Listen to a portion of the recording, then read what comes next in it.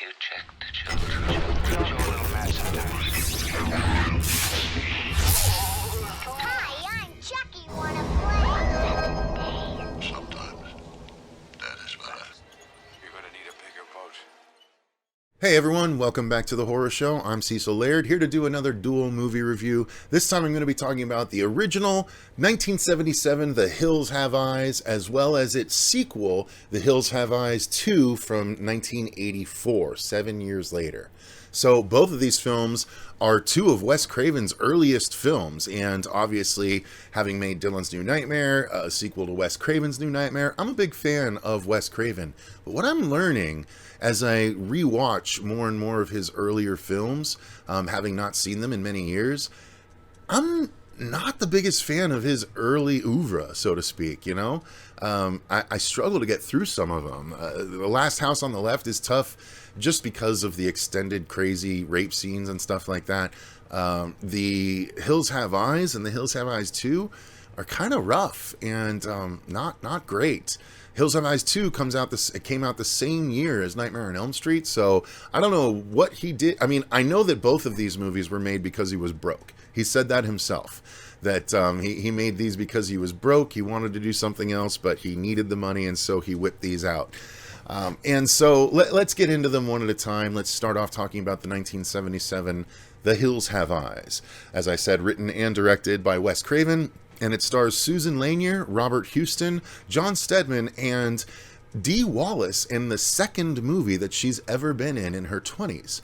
So it's the first studio budget movie that she considers, so her entree into the acting world, her first official acting job, even though it's the second movie she's acted in.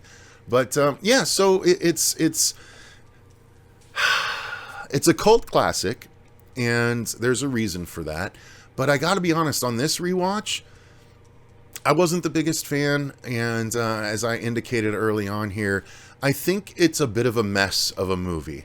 I think the characters are fine. They're kind of likable. I do think they work as a family unit. I think that the lead, Robert Houston's affinity for the dogs, especially Beauty at the beginning of the movie, plays really well, and the dogs become an integral part of the plot, not just in this one, but in the sequel as well. And so, yeah, this movie overall, it wasn't my favorite, but I can see why it's a classic, right? It's one of those kind of situations, and that happens with me a lot with films before the 80s, or even some films in the 70s too. I love Jaws, obviously, that was 75, this was 77. But the older the movie is in the horror genre, the harder time I have rewatching them, and it's on me, I know, but it's just the way that it is, the way that it's always been. So the plot of this movie, getting into it, is on the way to California, a family, I'm just going to read this, has the misfortune to have their car break down in an area closed to the public and inhabited by violent savages ready to attack. So yes, there's the beginning scene where this whole this crew, this family with a car and an RV in tow, stop by a gas station and are warned by, you know, of course, the old man with the beard who's kind of a raving lunatic a little bit, not to go down a particular way. Of course, the headstrong father that is driving decides to take a shortcut, and they befall the family of cannibals in the middle of the desert. Now, the way the story plays out is, you know, the car wrecks and they're stuck in the desert, and they have to try and figure out a way to get rescued. But while they're trying to figure these things out, this family of cannibals starts to try and take them out one at a time. And it's not the most creative of stories. It's a good story because it's a remote story. They went out way off grid and just found a random location in the desert and decided to shoot the film there, and everyone was subject to the elements and everything like that. So it's an interesting story from a filmmaker's perspective, but the story itself is pretty basic, right? This family has to try and survive versus this group of cannibals who also happen to steal the family's baby in order to eat it like a Thanksgiving turkey. That was a little aggressive, but you know, the story plays out, and I'll tell you right now that doesn't happen, so you don't have to worry about that. But essentially, one of the cannibal clan is a nice young woman who actually doesn't like being a part of the family and is kind of always looking for a way out. And this ends up being her opportunity to. She actually helps the family get the baby back from the cannibals rather than allowing them to eat the damn thing. And throughout the film, you know, a couple of the cannibals are picked off. Actually, the dog kills a lot of them. So all of the cannibals are named after planets. So there's Mercury, there's Jupiter, there's Mars, and there's you know, a couple of others I can't think of offhand, but yeah, the dog that doesn't. So one of the dogs, unfortunately, gets killed very early on. Beauty gets killed, so Beast is still around, and Beast takes out a couple of the bad guys. When Mercury is doing lookout at the top of a rock pile, the dog pushes him off and he falls to his death. And then the dog also you know, rips the throat supposedly out of Jupiter, played by Michael Berryman.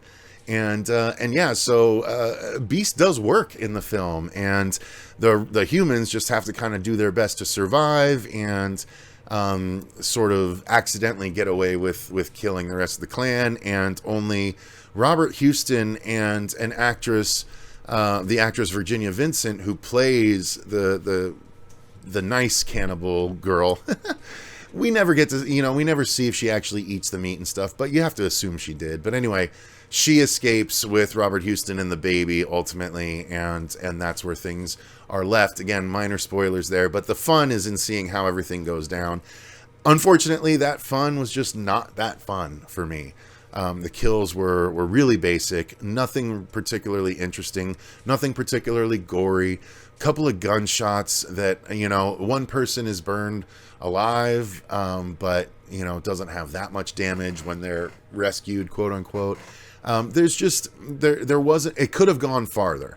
And the filmmaking was interesting, right? It's very guerrilla filmmaking. They didn't have any permits to make any part of this movie. So it's just set it up on sticks, do a wide pan of the desert for the opening shot, and then, you know, let's get to work and start filming everything else. So it's very guerrilla filmmaking, and it works in that it's kind of down and dirty like the movie. So it kind of works in that sense. The effects are kind of few and far between. The ones we get are fine. There's just a bit of blood here and there. Nothing particularly crazy.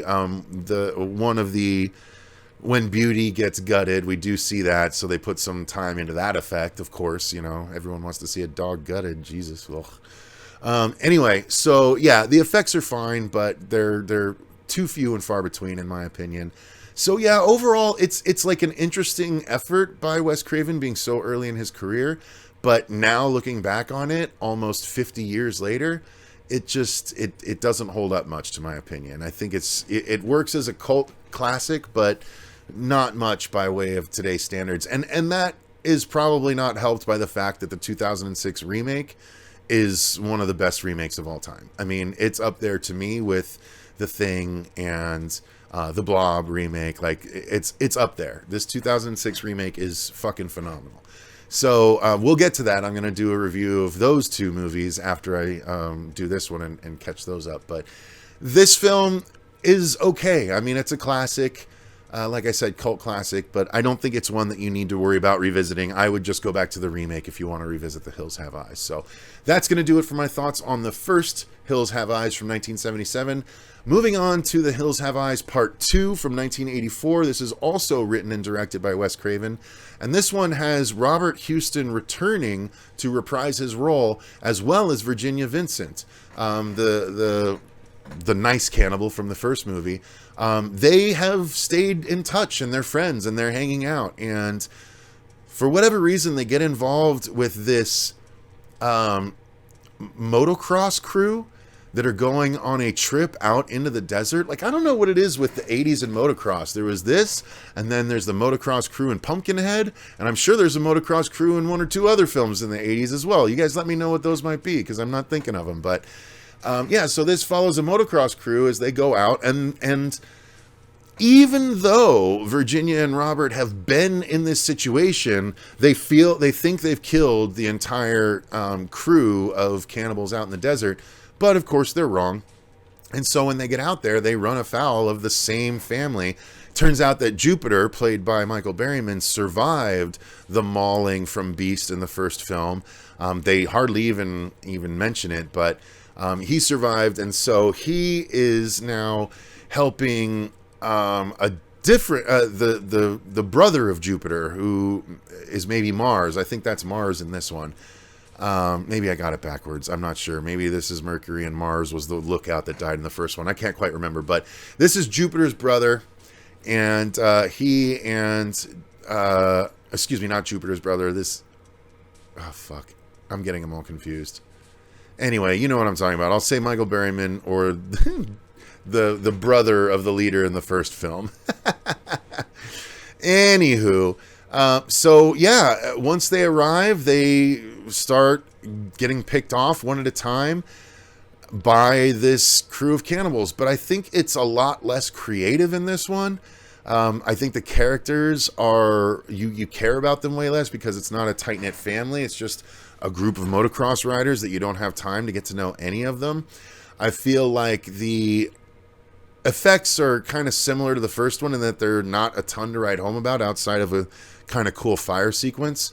But overall, it's more stupid than the first one script-wise, and you have to take a lot of, you have to suspend a lot of disbelief in order to make it through this one. I mean, at one point, Michael Berryman's character rides the damn dirt bike of one of the guys and like rides it around the rocks and stuff. And it's like, how would he know how to do that? This is so stupid. Like, they're supposed to be hillbillies, and yet he's this master motocross rider.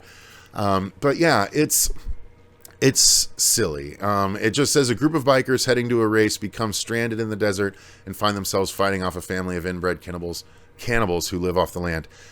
So yeah, once the cannibal family realizes that Ruby, played by Virginia Vincent, is back from the first one after having escaped, they want to try and take her out for what they did to the family, and they want to try and take Robert Houston out for what he did to the family, but it just goes sideways. It goes silly, and it's not that entertaining. It's not that great of a resolution. It's just a boring kind of mess like the first one. And again, Wes Craven said that he just cranked this one out because he needed the money. He definitely wouldn't have done it otherwise, and he might have even disavowed it a bit since, but I could be wrong on that. But yeah, it's not a very good sequel. It's a mess. The cinematography is not even as interesting as the first one, and the effects, like I said, are fewer and farther between, and just nothing to write home about. So yeah, The Hills Have Eyes, the original two here, guys, they don't hold up great. If you want to watch, the master Wes Craven's entire oeuvre, you do have to watch them, and you can make up your own opinions. But to me, at least, the remake of the first Hills Have Eyes is great. I remember not really liking the sequel that came out the following year, but I'm going to have to revisit those, and you guys will know my thoughts on those pretty soon. So thank you guys very much for watching. Let me know what your thoughts are on one or both of these films in the comments down below. I'd be very curious to know if I'm on the same wavelength as you guys, or if you think they're unmitigated gems that need to be experienced by every horror fan. I would say that about the remake, not these. So let me know what your thoughts are. Thank you very much to our patrons for supporting the channel the way that you do. We greatly, greatly appreciate it. And until next time, I've been Cecil Laird, and remember, stay scared.